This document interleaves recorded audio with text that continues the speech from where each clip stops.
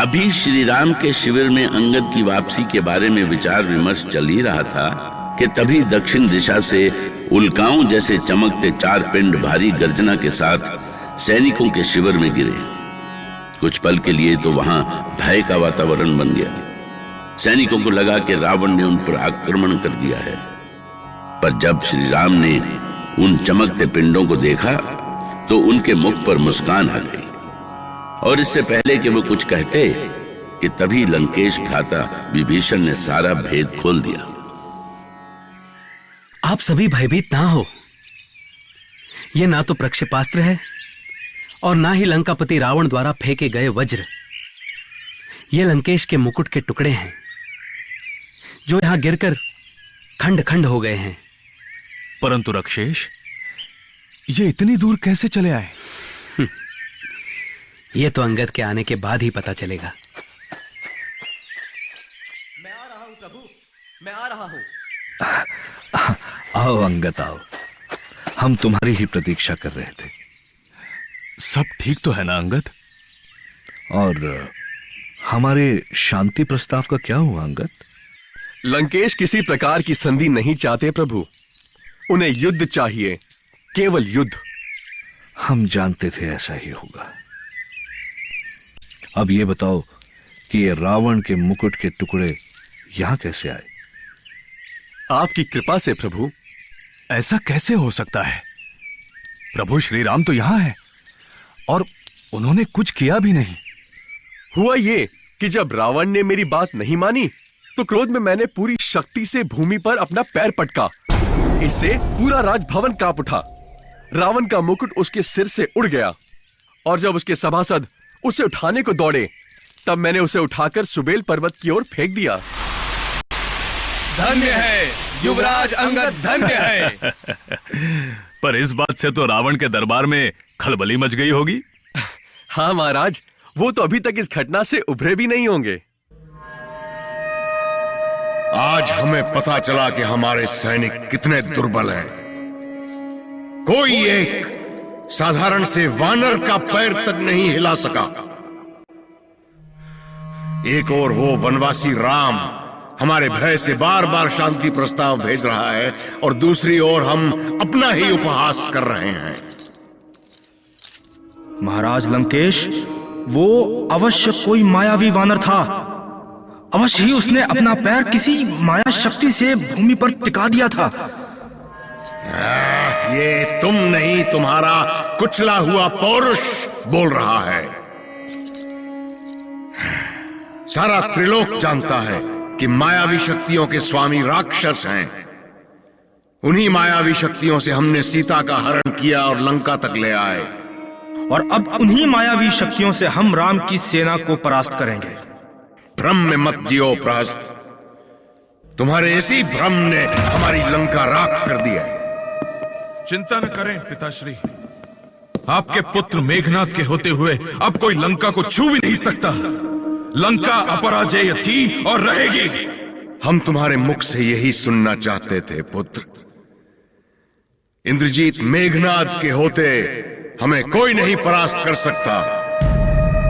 हम अपनी बहन शूर्पणखा का प्रतिशोध लेकर रहेंगे।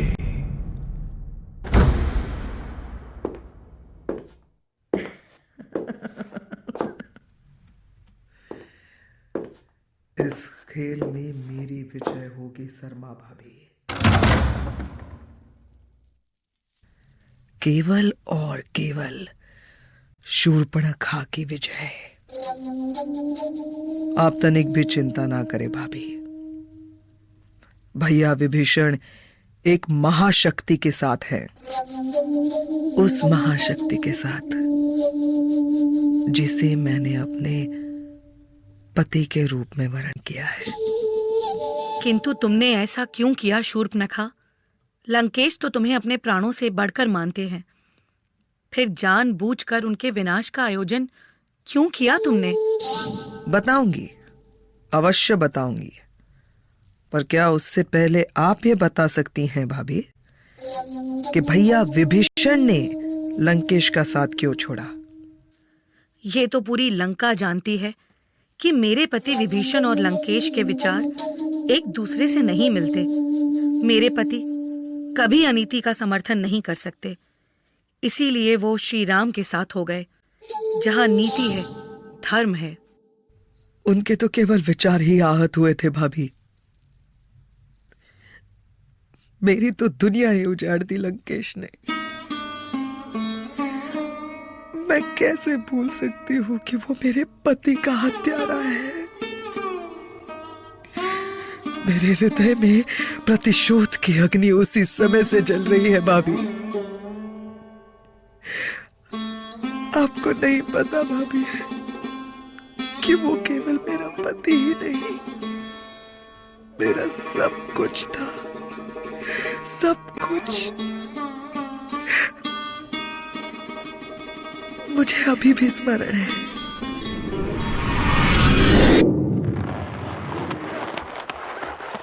शूर्पणखा, तुम अभी तक इस वीराने में मेरी प्रतीक्षा कर रही थी। मैं जानती थी कि तुम अवश्य आओगे। और मैं नहीं आता तो? मेरा विश्वास मुझे कभी धोखा नहीं देता। ओह, इतना विश्वास? ये विश्वास मुझे तुम्हारे प्रेम ने ही दिया है। आओ, चलो कहीं चलते हैं। पर कहाँ? महल में तो जा नहीं सकते, फिर कहाँ चलेंगे? इतनी रात में मिलने का और कौन सा स्थान हो सकता है? जब तक तेरा भाई रावण है, तब तक तो मैं महल में नहीं जा सकता। उससे डरते हो? नहीं, वो बहुत स्वार्थी और ढोंगी है। उसकी दृष्टि मेरे राज्य पे लगी है, और फिर हमारी राक्षसों से शत्रुता भी रही है। विभीषण की पत्नी सरमा से अपनी प्रेम कथा कहती शूर्पणखा बहुत भावुक हो गई।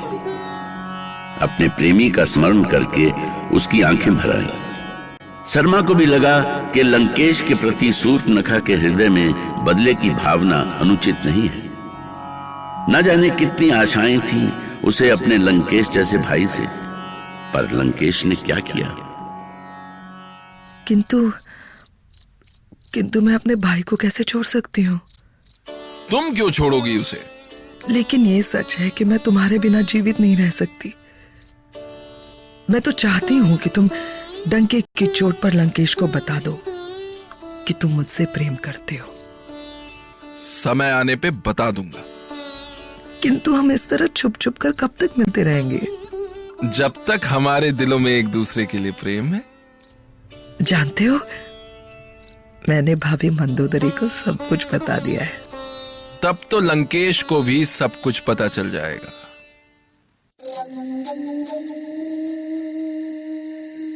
रक्षेंद्र, मुझे आपसे कुछ बातें करनी है। क्या मेरी भार्य मंदोदरी को मुझसे बातें करने के लिए अनुमति की आवश्यकता है? वैसे किस संबंध में बात करनी है? शूर्पणखा के संबंध में। कोई चिंता की बात? चिंता नहीं, पर विचार करने की बात है। मैं उसके भावी जीवन और विवाह के संबंध में कुछ कहना चाहती हूँ।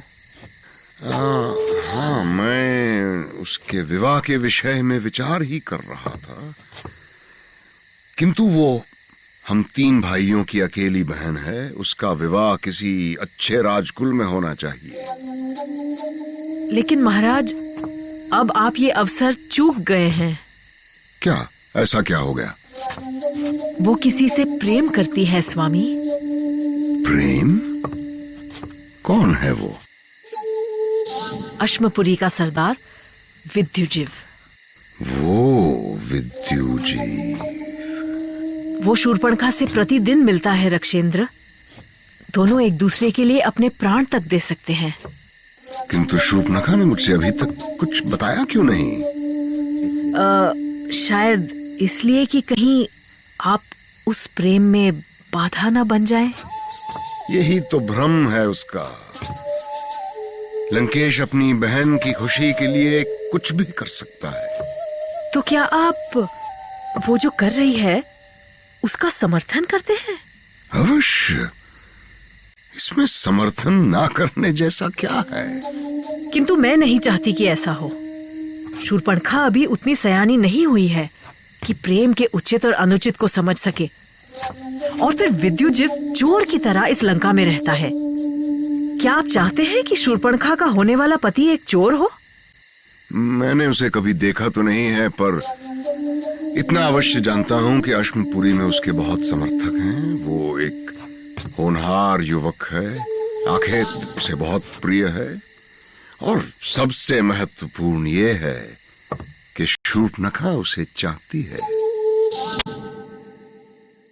इसका अर्थ है शूर्पणखा कि लंकेश विद्युजीव के साथ तुम्हारे विवाह के लिए सहमत थे? हाँ भाभी, वो अपनी राजनीतिक लालसा पूरी करने के लिए मेरा विवाह विद्युजीव से करवाना चाहते थे। इसमें कौन सी राजनीतिक लालसा हो सकती है? वो चाहते थे कि मेरा विवाह विद्युजीव से करा के वो उसके राज्य को हड़प कर लंका का विस्तार कर सके। किंतु इसमें बाधा क्या थी? मेरा पति विद्युजीव बहुत स्वाभिमानी था भाभी। वो पहले ही जानता था कि लंकेश को केवल अपनी सत्ता से मोह है, और इसके लिए वो किसी भी सीमा तक जा सकता है। मुझे दुख तो इस बात का है भाभी कि मैं उनकी चाल कभी समझ ही नहीं सकी, वरना मैं उसी समय सावधान हो जाती जब उन्होंने पहली बार मुझे विवाह के संबंध में बात करने के लिए बुलाया था।